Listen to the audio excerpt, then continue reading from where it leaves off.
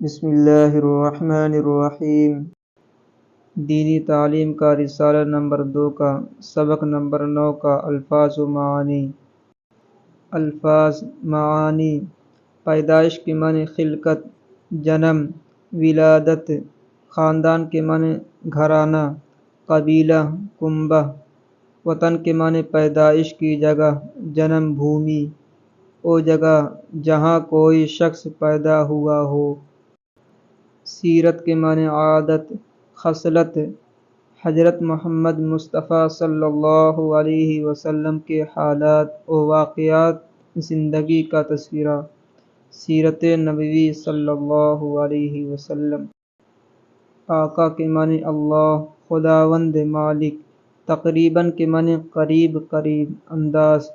والد ماجد کے معنی باپ، والدہ ماجدہ کے معنی ماں۔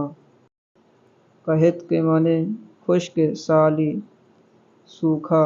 برکتیں کے معنی ترقی۔ نازل کے معنی اترنے والا، نیچے آنے والا۔